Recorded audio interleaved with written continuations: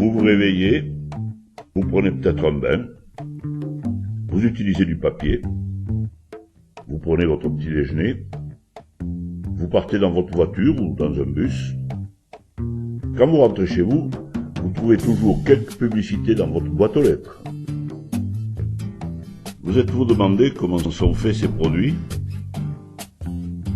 D'où viennent les matières premières pour les faire? Vous êtes-il venu à l'idée que leur production pourrait comporter des malheurs pour la population d'un autre pays? Et que ce sont les femmes qui en souffrent le plus?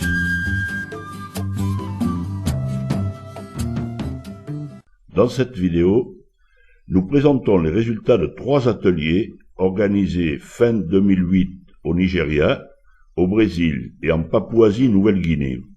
Vous entendrez les témoignages de femmes de ces régions qui ont vu leur vie bouleversée à cause de la production de matières premières que certains pays européens consomment en excès.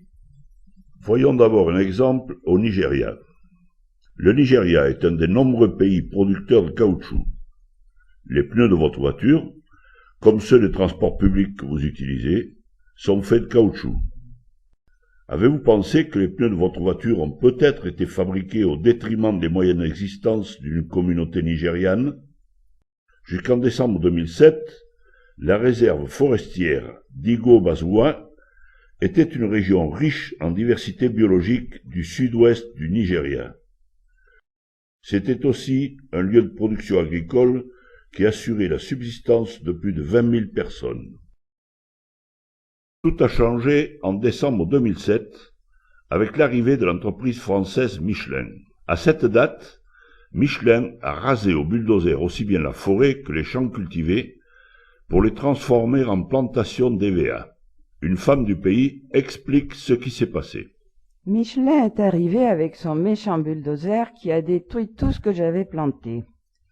J'ai pleuré, j'ai essayé de les arrêter. Ils ont menacé de me passer dessus avec le bulldozer si je ne sortais pas de leur chemin. Ces femmes, qui avaient toujours subvenu aux besoins de leur famille, ont vu disparaître leur gagne-pain. Ces gens-là veulent planter des EVA et nous laisser mourir de faim. J'avais un champ d'1 hectare où je plantais du manioc, des bananes plantains, des ananas, du taro, du poivre. Maintenant que je n'ai plus de terre, je n'ai plus d'aliments ni de moyens de vie. Les plantes médicinales sont vitales pour les populations locales, et ce sont aussi les femmes qui se chargent de les cueillir et de les utiliser. Je suis enceinte et malade, mais il n'y a plus d'herbes nulle part. Autrefois, nous allions chercher des herbes en forêt pour traiter toutes sortes d'affections. Mais à présent, nous ne pouvons plus nous les procurer parce que Michelin a rasé nos forêts. Malgré les difficultés, les femmes sont décidées à récupérer leurs terres. Je ne veux pas d'argent. Je veux qu'on me rende ma terre. Si on me donne aujourd'hui 1 million de naira, je serai fauché quand même. Mais si j'ai ma terre, je pourrai toujours la cultiver pour nourrir ma famille.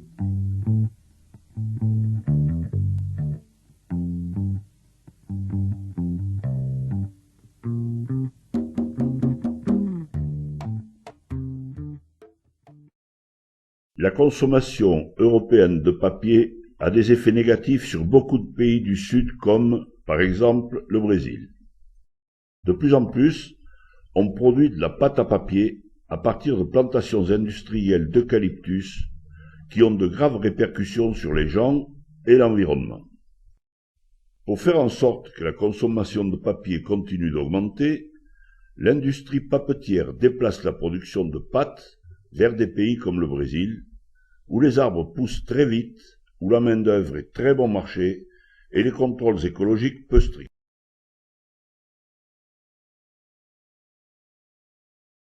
Trois grandes compagnies sont installées depuis peu dans l'état de Rio Grande do Sul, où elles ont commencé à planter leurs eucalyptus dans des zones de production d'aliments.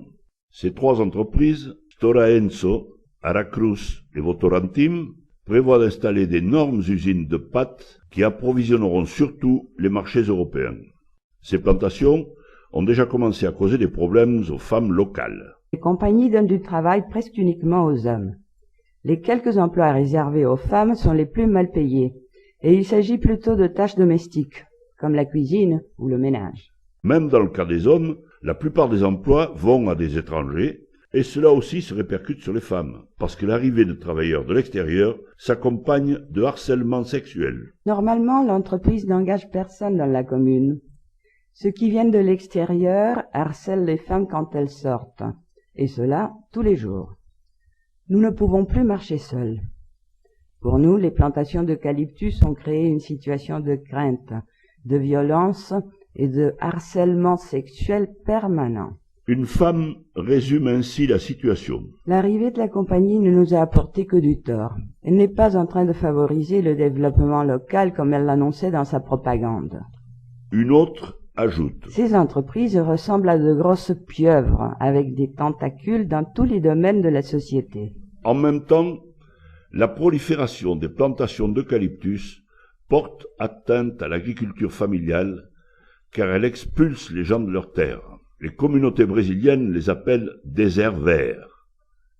Le mouvement brésilien Paysans sans terre est né dans cette région où les entreprises achètent les terres dont ces paysans avaient besoin pour la réforme agraire.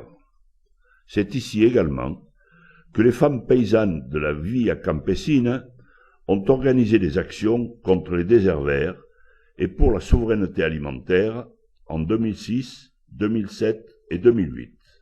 Dans cette région, les femmes sont à l'avant-garde de la lutte contre l'invasion de la monoculture de l'eucalyptus. Elles ont le potentiel de faire changer les choses, et c'est précisément ce qu'elles entendent faire.